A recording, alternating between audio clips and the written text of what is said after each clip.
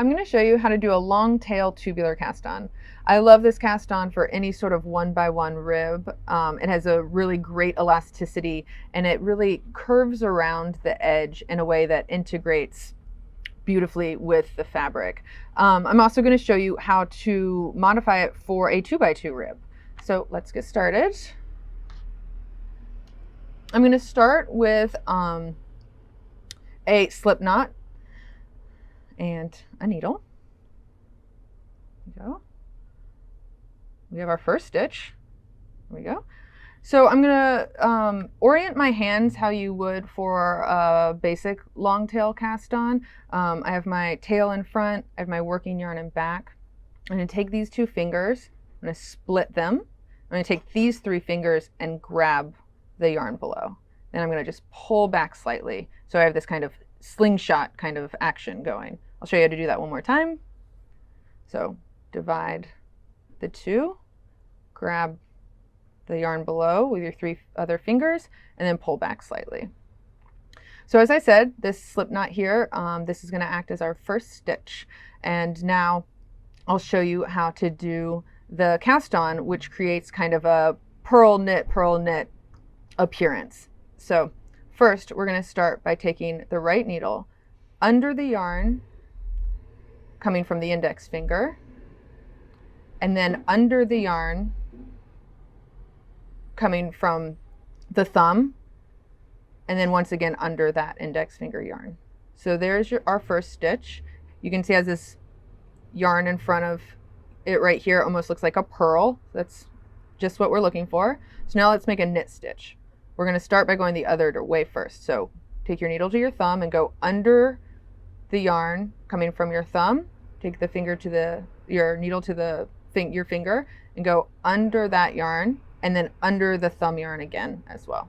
So here you can see we've created another stitch and it looks kind of like a knit stitch. So let's keep alternating, going first to the finger and then to the thumb. So under the index finger yarn, under the thumb yarn, and under the index finger yarn again.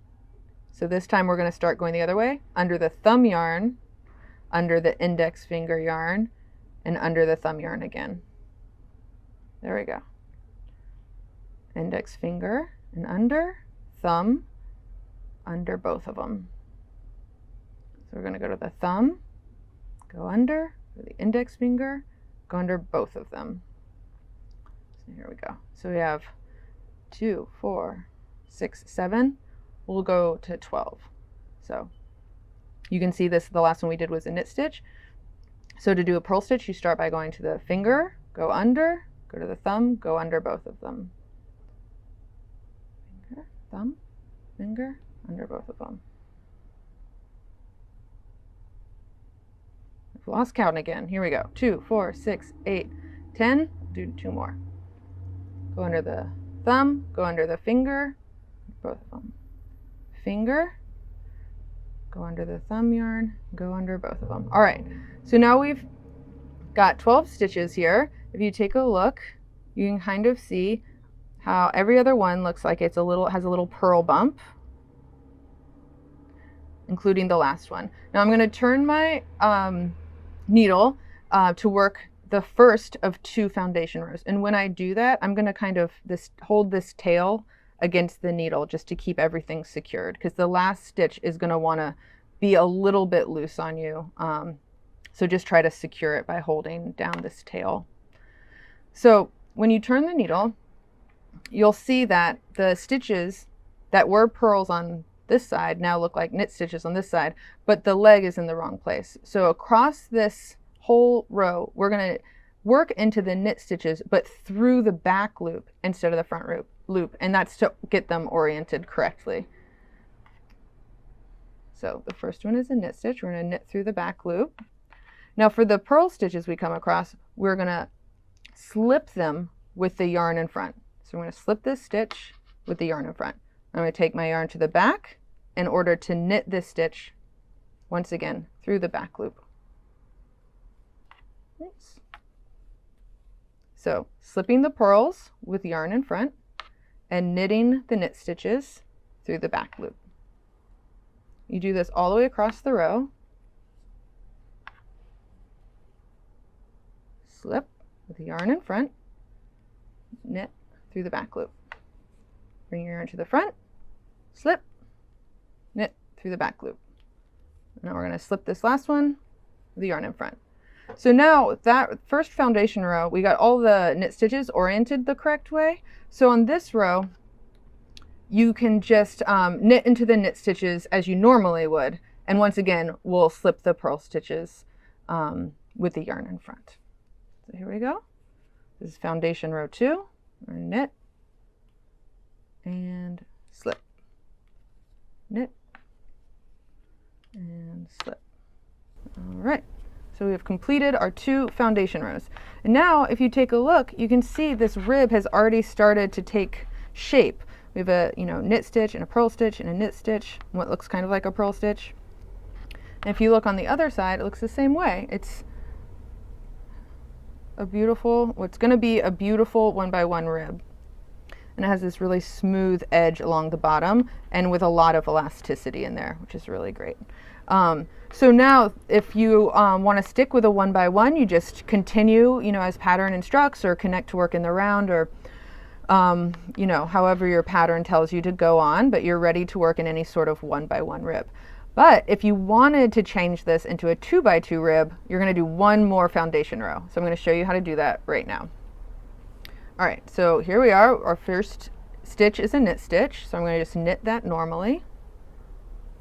And of course, for a 2x2 rib, that means I'm going to want to knit the next stitch as well. So what I'm going to do is I'm going to insert my needle into this knit stitch.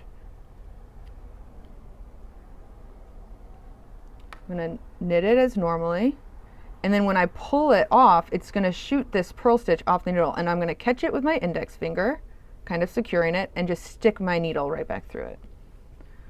I can show you a different way to do that too if that seems a little scary. So now I have, let me show you. Now I have 2 purl stitches next to each other, so I'm going to purl both of those. See, and our 2x2 rib is starting to take shape. So now I have a knit stitch, so I'm going to knit it. But now I want to knit another knit stitch, but what's next is a purl stitch. So you can either go ahead and knit that next stitch, or if you want to rearrange the stitches first, you can do that. You can just let them both flop off. Get that purl stitch on there first, then get that knit stitch on there, and now they're arranged for a 2x2. So I'm going to knit that one.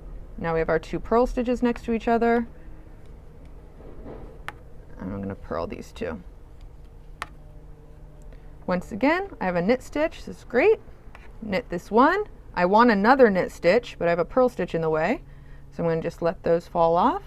Put the purl stitch back on that left needle first, then put the knit stitch on that needle. And now you're ready to knit your second one. And then now we have 2 purls at the end of our row, making for a great 2x2 rib here that's going to take place. So that's the long-tailed tubular cast on. It's very versatile, it's very elastic, it's great for ribs. I hope that helps.